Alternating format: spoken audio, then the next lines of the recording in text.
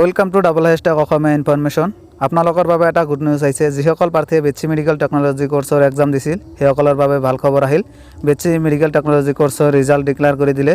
So আপোনালোকে ৰিজাল্টটো কেনেকৈ চাব, আপোনালোকে ভিডিঅ'টো সম্পূৰ্ণকৈ চাই থাকিব। আপোনালোকে গুগলত সাৰ্চ কৰিব SSUHS, আপোনালোকে গুগলত সাৰ্চ কৰি দিব। সাৰ্চ কৰি দিয়াৰ পিছত আপোনালোকৰ তাত এনেকুৱা ধৰণৰ এটা ইণ্টাৰফেচ খোল খাব।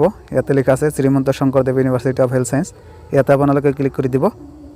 ইয়াতে ক্লিক কৰি দিয়াৰ পিছত আপোনালোকে অলপ স্ক্ৰল ডাউন কৰিব। স্ক্ৰল ডাউন কৰি ইয়াতে আপোনালোকে চাব পাৰিছে result of entrance examination for admission into বেটছি মেডিকেল টেকনলজি কোৰ্চেছ। ইয়াতে আপোনালোকে ক্লিক কৰি দিব। ইয়াতে ক্লিক কৰি দিয়াৰ পিছত আপোনালোকৰ তাত এনেকুৱা ধৰণৰ এটা ইণ্টাৰফেচ খোল খাব। ইয়াতে আপোনালোকে চাব পাৰিছে ডাউনলোড ৰিজাল্ট। ইয়াতে আপোনালোকে ক্লিক কৰি দিব। ইয়াতে ক্লিক কৰি দিয়াৰ পিছত আপোনালোকৰ ৰিজাল্টটো ডাউনলোড হৈ যাব। ইয়াতে আপোনালোকে চাব পাৰিছে আপোনালোকৰ ৰিজাল্টটো। ইয়াতে আপোনালোকৰ মেৰিট লিষ্ট দিয়া হৈছে। ইয়াতে আপোনালোকে চাব পাৰিছে ৰেংক 1 আৰু ৰোল নম্বৰ ইয়াতে দিয়া আছে। সো আপোনালোকৰ নিজৰ ৰিজাল্টটো চাব পাৰিব এনেকৈ ডাউনলোড কৰি। সো আপোনালোকে এতিয়া চাব পাৰিব কিমান ষ্টুডেণ্টে এক্সাম দিছিল।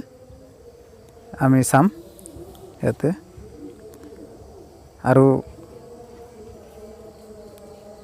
ইয়াতে আপোনালোকে চাব পাৰিছে বহুত ষ্টুডেণ্টে এক্সাম দিছিল। আমি চাম কিমান ষ্টুডেণ্টে এক্সাম দিছিল। আপোনালোকে অলপ ৱেইট কৰিব। আপোনালোকৰ 19টা পেজ আছে। বহুত ষ্টুডেণ্টে এক্সাম দিছিল।